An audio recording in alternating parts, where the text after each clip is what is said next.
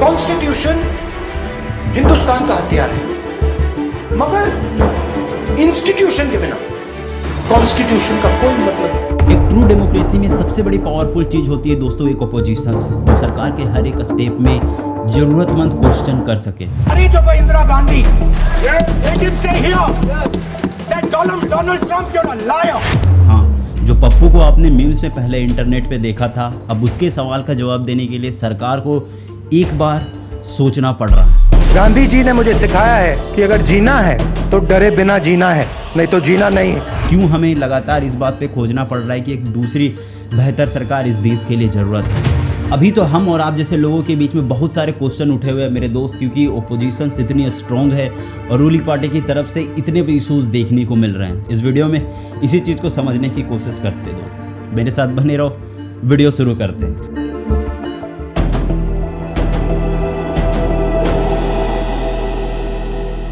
जितना हम लोग राहुल गांधी को समझते हैं मेरे दोस्त, ऐसा है नहीं। ये सबसे पहले 2004 में पॉलिटिक्स में एंटर हुए थे और इन्हें सबसे पहला 14th जनरल इलेक्शन लोकसभा के लिए लड़ा था, जिसमें 3 लाख से भी ज़्यादा वोट से ये जीते थे। ये इलेक्शन उस समय लड़ा गया था अमेठी उत्तर प्रदेश से, जहाँ से राजीव गांधी ने, इनके पिताजी 3 बार इलेक्शन जीत चुके हैं। उस समय सरकार वैसे स्वर्गीय डॉक्टर मनमोहन सिंह जी को बनाया गया, लेकिन राहुल गांधी को इसलिए चुना गया था कि जितने भी कम्युनिटीज़ के लोग थे उसके राइट्स के लिए लड़ने के लिए आए होंगे। ये एक यंगस्टर की वॉइस की तरह इलेक्ट हुए थे कांग्रेस पार्टी में। हालांकि उस समय ये भी बात था कि कई सारे लोगों को इस बात पे कन्फ्यूज़न था कि ये कुछ सही चलने वाला नहीं है, लेकिन एक लाइन इस आर्टिकल पे कोट करी गई, जरा ध्यान देना, मैं आपको पढ़ के दिखाता हूँ। India not for a division place, there will be the backlashes to fight this ideology. जो भारत की आइडियोलॉजी थी उस समय, उस चीज़ से फाइट करने के लिए राहुल गांधी आए हुए थे। ये कोट सीधा राहुल गांधी के नाम पे टैग करा गया था। हालांकि उस समय जो हमारी ऑपोजिशन पार्टी थी वो साइनिंग इंडिया को लेके कैंपेन कर रही थी। भारत की इकोनॉमिकल ग्रोथ अच्छा देखने को मिला था उस टाइम पे। ऑपोजिशंस का एक बढ़िया मुद्दा था पॉइंट को दिखाने के लिए। इलेक्शन के रिजल्ट्स कोई मेजॉरिटी गवर्नमेंट की नहीं थी। इस समय हमारे डॉक्टर मनमोहन सिंह जो गवर्नमेंट बनाए थे वो 22 मई 2004 से लेके 26 मई 2004 तक रहे, जहाँ पे 2 कंसेक्यूटिव यूपीए गवर्नमेंट के साथ उनकी सरकार चली। राहुल गांधी के अपने करियर में 24 2007 को इसे ऑल इंडिया कांग्रेस कमेटी के जनरल सेक्रेटरी अपॉइंटमेंट कर दी गई। इसे 2 मेन मुद्दे के पॉइंट पे फ्रंटियर करा गया। सबसे पहले इंडियन यूथ कांग्रेस और दूसरा national student union of India, जहाँ पे इसके लीडरशिप और जो हमारे कांग्रेस से उसके फाउंडेशंस को लेके इन्हें रखा गया। पिछले 2 डेकेड में जो राहुल गांधी आपको देखने को मिले, ये जो अंडर प्रिविलेज लोग थे, इकोनॉमिकली डिसएडवांटेज के साथ सोसाइटीज़ में रह रहे थे, उसके स्ट्रेंथ के लिए काम आ रहे थे। और जो राहुल गांधी अपने पार्टीज में पोजीशन होल्ड किया करते थे पहले, वो ह्यूमन रिसोर्सेज डेवलपमेंट को लेके था। तो वैसे बात 2011 का है, जितना सपोर्ट 2004 में फैमिली से मिला हुआ था राहुल गांधी को पॉलिटिक्स में, और जिस समय जो उसकी पब्लिक इन्फ्लुएंस थी, उसकी स्ट्रेंथ और यंगस्टर को देख के लोगों का बहुत उम्मीद था कि इस सरकार से ये कुछ अच्छा करेगी। और रियलिटी यही निकल के भी आई थी कि राहुल गांधी को अच्छा आउट ऑफ कनेक्शन मिल गया पॉलिटिक्स में, जब वो 2011 के टाइम पे इंटरेक्ट करने की कोशिश कर रहे थे लोगों के साथ। ये एक फेयरवेल था राहुल गांधी का 2011 के टाइम पे सबसे बड़ा, जहाँ पे लोगों का बिलीव और लोगों का जो विश्वास था राहुल गांधी को लेके, वो साफ टूटता हुआ देखने को मिला। और दूसरी तरफ हमारी सबसे बड़ी पार्टी थी भारतीय जनता पार्टी बीजेपी, जो अपने स्ट्रॉन्ग आइडियोलॉजी हिंदुत्व और हिंदू नेशनलिज्म्स को लेके अपने पॉइंट को उठ रही थी। और नो डाउट ये उस समय 2014 की सबसे बड़ी सरकार थी जिसमें सिंगल मेजॉरिटी की गवर्नमेंट बनी, और ये हमारे माननीय प्रधानमंत्री जी के बाद सबसे बड़ा इन्फ्लुएंस सेक्शन रहा था जो 2014 और 2019 था। तो ये बीजेपी का वो लहर था दोस्तों, जहाँ पे पॉलिटिकल पार्टीज पूरी तरीके से अपने आइडियोलॉजी को लेके लोगों पे इन्फ्लुएंस बना रही थी, और ये आइडियोलॉजी था राष्ट्रीय स्वराज्य संघ RSS।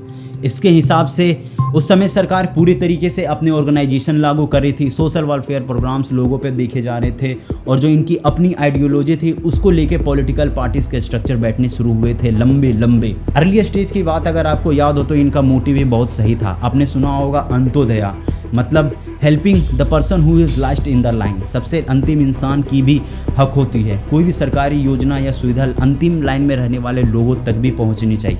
वो जो लाइन था ना, सबका साथ सबका विकास, ये पहली पॉइंट रही थी 2014 में हमारे माननीय प्रधानमंत्री जी की तरफ से कि कोई भी इंसान छूटना नहीं चाहिए। एक बार को सोच कर देखो तो लगता है कि हाँ, आज भी इस चीज़ की ज़रूरत है हमारे देश में। जब इनकी सरकार बन गई तो यहाँ पे इन्हें कई सारे पॉइंट आउट करे, इनके मोर्चास खोले गए, जैसे कि महिला मोर्चा, युवा मोर्चा, किसान सिंह मोर्चा, और इसके बाद वहाँ के और भी SC ST और OBC कम्युनिटी के लोगों के कनेक्ट करने के लिए अलग अलग लोगों ने अपना मोर्चा संभाला, जिससे कि बीजेपी की सरकार की बात और भी लोगों तक पहुँचाया जाए। इसके साथ शुरू हुई थी इनकी IT सेल वाली काम, और ये एक दूसरा मोर्चा था जो डिजिटल प्लेटफॉर्म में बीजेपी गवर्नमेंट की कामों को दिखाने के लिए लाया गया था। तब से लेके अब तक देखोगे तो नो डाउट बताने के लिए तो हमारे पास है, बीजेपी ने काम करा है, जैसे removal of article 360, Sardar Sarovar dam project जो जून 2017 में कंप्लीट हुई, सिटीजनशिप अमेंडमेंट एक्ट CAA 2019 का था। ये पहली बार ऐसा हुआ था किसी रिलीजन के टाइम पे लोगों को सिटीजनशिप दिया गया। हालांकि इसको लेके कंट्रोवर्सी बहुत हुई है लोगों के बीच में, लेकिन उसके बाद भी हुआ ये काम।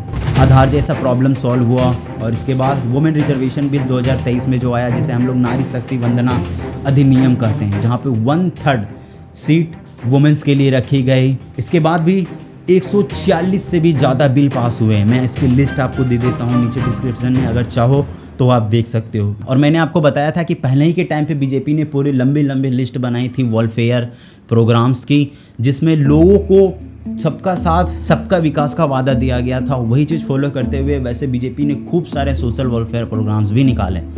कुछ मैं आपको बता देता हूँ। एजुकेशन में 7 से ज़्यादा सोशल वाल कैंप थे, हेल्थ एंड न्यूट्रिशन में 7, एग्रीकल्चर और रूरल डेवलपमेंट में 8, हाउस और अर्बन्स में 4, कुल मिला के देखोगे तो 63 थे स्कीम्स। इसके बाद भी स्टेट स्पॉन्सर स्कीम में इसके स्टेट की ज़रूरत के हिसाब से सोशल वेलफेयर प्रोग्राम चलाते चले गए। बेटी पढ़ाओ बेटी बचाओ का जो काम था नो डाउट बीजेपी की तरफ से किया गया, चाहे इसका IT सेल वालों ने कितना भी PR करवाया हो, इससे कोई दिक्कत नहीं। लोगों के अंदर में अवेयरनेस तो फैला था। LPG गैस जो थी वो भी हमारे माननीय प्रधानमंत्री जी की तरफ से एटलीस्ट दिया तो गया, लोगों तक पहुँचा, गाँव तक, ये देखने को मिला। बाद में जाके इस पर प्रॉब्लम हुई, वो एक अलग पॉइंट है जिस पे मैं भी बात करेंगे। स्वच्छ भारत अभियान अर्ली स्टेज में लोगों के पास अवेयर फैलाने का काम तो हुआ।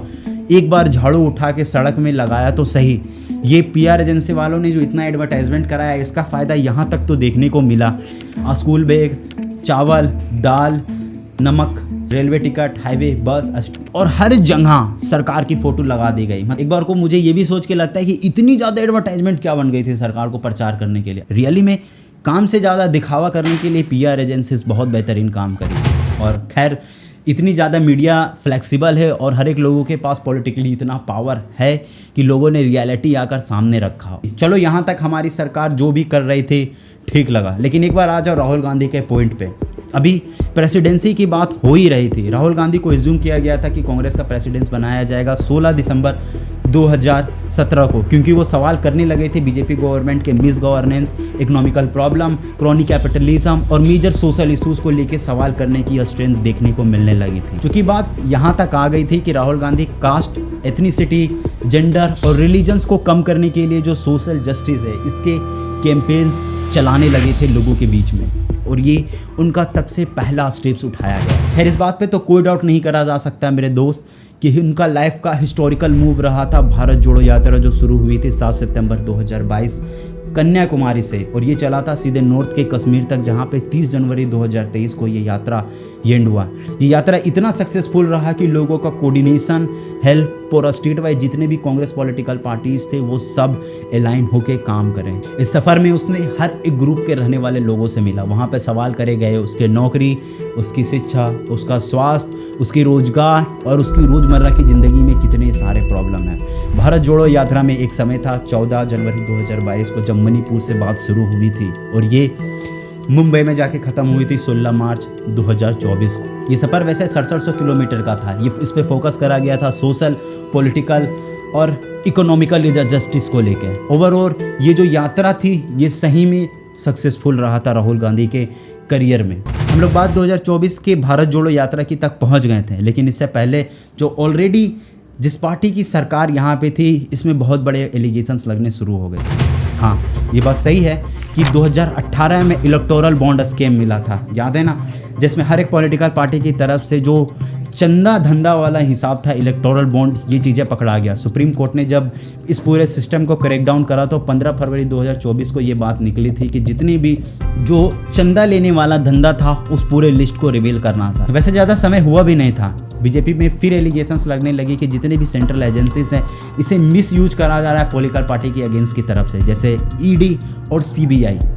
जिस न्यूज़ सोर्सेज से आपको एक्चुअली में इंफॉर्मेशन मिल रहा होता वो मीडिया गोदी मीडिया में कन्वर्ट हो गई। 2014 से लेकर 2019 तक प्रेस फ्रीडम को लेकर सरकार के कोई भी डेटा रिवील नहीं हुए। 2014 में जो हमारा प्रेस फ्रीडम इंडेक्स है वो 141 पहुंच गया था आउट ऑफ 180, जबकि 2013 में ये चीज़ें 161 में थी। हमारे माननीय डॉक्टर प्रधानमंत्री मनमोहन सिंह के टेयररोल में उसने 117 बार प्रेस कॉन्फ्रेंस करे थे, लेकिन ये सवाल इन्हीं सरकार पे करी गई कि आपके टेन्योर के अंदर में आपने एक भी जर्नलिस्ट का क्वेश्चन बड़ी स्ट्रांगली पिक करके जवाब देने की कोशिश नहीं करी थी। मतलब एक बार हम भी खुद ही सोचकर देखते हैं कि 543 का जो नंबर है पार्लियामेंट में, लोकसभा में, इसमें 251 जो एमपीज़ है इसमें क्रिमिनल केसेस हैं, कई में तो सीरियस क्रिमिनल केसेस लगे हुए हैं। ये वीडियो ज़्यादा लंबा हो जाएगा, मैं पूरे आर्टिकल का लिंक नीचे ड्रॉप कर दूंगा, आप चाहो तो एक एक पॉइंट को और भी अच्छे से पढ़ लेना। मनी के अलावा इनके एलिगेशन जितने केसेस चल रहे हैं और भी कई सारे रिसोर्सेज दिए गए हैं साथ में, जो आप चाहो तो जाके पढ़ सकते हो। पुलवामा अटैक का भी इशू यहाँ की गवर्नमेंट पे लगाया गया, जहाँ जम्मू कश्मीर के फॉर्मर गवर्नमेंट ने ये बात उठाया था कि वहाँ के जो आर्मी थे उसे एक्चुअली में ट्रांसपोर्ट करने के लिए सरकार चाहे तो एयरक्राफ्ट का यूज कर सकती थी, लेकिन ऐसा नहीं करा गया, जिसके कारण इतना बड़ा हादसा हमें देखने को मिला था। और अभी जो रिसेंट में ही ऑपरेशन सिंदूर वाला केस हुआ था, इस चीज़ को लेकर अपोजिशंस की तरफ से कितना स्ट्रॉन्ग स्टेटमेंट दिया गया था कि हमारी सरकार बिल्कुल फेल थी इंडिया और पाक के वार को रोकने में। इवन हालांकि इस पॉइंट पर मैं भी सोचने में मजबूर हूँ कि जब सरकार वार नहीं रुकवा पाई तो इंडिया पाकिस्तान का मैच कैसे रुकवाएगी। अभी जब मैं ये वीडियो शूट कर रहा हूँ 2 दिन पहले इंडिया पाकिस्तान का मैच खत्म हुआ है और इनसे मैच नहीं रुकवाया गया। और अजीब सी बात है कि पूरा कामकाज यहाँ के एंकरों को दे दिया गया था। अरे सचिन तेंदुलकर बात करो, Rahul Dravid stop the silence, Saurav Ganguly, इतने ऐड में आते हो ना, बहुत पैसे मिलते हैं तो डरते क्यों हो बीसीसीआई से सौरव गांगुली? पूरी भारत की क्रिकेटिंग फौज चुप। अंग्रेजी चैनल का एक एंकर तो इतना चिल्लाने लगा कि लोग उसके चिल्लाने पर ही बात करने लगे। इतना जोर जोर से चिल्ला रहा था, लगा धरती कांप जाएगी, मगर धरती कांपी नहीं, टेबल से गमला तक नहीं गिरा, क्योंकि वह सरकार के खिलाफ नहीं चिल्ला रहा था।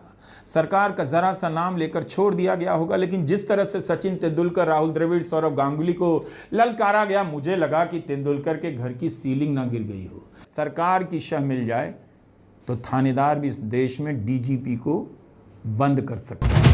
अभी के टाइम पे पॉइंट को थोड़ा और एक्सटेंड कर दे मेरे दोस्त, तो global hunger index, social progress index और वर्स्ट अनएम्प्लॉयमेंट पूरे 45 साल में इसी एरा में देखने को मिल रही है। ऑक्सफोर्ड रिपोर्ट की तरफ से डेटा दिखाया गया था कि 84% इंडियन हाउस होल्ड की इनकम ख़त्म हो गई है, लेकिन यहाँ पे बिलीनियर अब भी पैसा कमा रहे हैं और यहाँ पे नंबर ऑफ बिलीनियर्स ज़्यादा बढ़े हैं। ये डेटा इतना कॉम्प्लेक्स कहाँ बचा है? इनइक्वालिटी अपने पीक पे खड़ा है, गरीबी इतनी ज़्यादा पहुँच गई है कि जो हम लोग का ग्राफ है वो के देखने को मिलता है। मैंने आपको बताया था कि राहुल गांधी ने कैंपेन भी करी थी क्रॉनिक कैपिटलिज्म को लेकर। ये अडानी जी का जो दुकान हर जगह खुला हुआ है, चाहे वो एनर्जी, फूड, माइनिंग को लेकर, ये कितनी बड़ी प्रॉब्लम है। जब मैं ये वीडियो शूट कर रहा हूँ, कल ही की डेट में पास हुआ है, 1050 एकड़ भागलपुर के बिहार की ज़मीन में अडानी जी को मिला है एकदम सस्ते दामों पर। ये 1 रुपया है मेरे पास, 1 रुपए में क्या मिलता है? आपका जवाब होगा कुछ नहीं मिलता है। लेकिन अगर सैया भय कोतवाल तो डर काहे का? इसी हरिणकोला के आसपास, इसी भागलपुर में सरकार ने 1020 एकड़ जमीन अडानी पावर ग्रुप को 1 साल के लिए 1 रुपए की लीज पर दी है। ये जमीन 30 साल की लीज पर दी गई है, यानी 30 रुपए में 30 साल तक 1020 एकड़ जमीन अडानी को सरकार देगी। उस पर पावर प्लांट लगेगा, बिजली बनेगी और वो बिजली इन गांव को फिर से बेची जाएगी और जाहिर सी बात है ऊंची दर पर बेची जाएगी, क्योंकि कोई भी कंपनी अपना मुनाफा ही देखती है। ये पूरा आम का बाग है और लगभग कितने पेड़ होंगे? 10 लाख पेड़, 10 लाख पेड़ हैं और ये 10 लाख पूरे पेड़ काटे जाएंगे। वो जो एक कैंपेन आप देखते हैं ना, एक पेड़ माँ के नाम, यहाँ पर ये 10 लाख पेड़ काटे जाएंगे अडानी के नाम।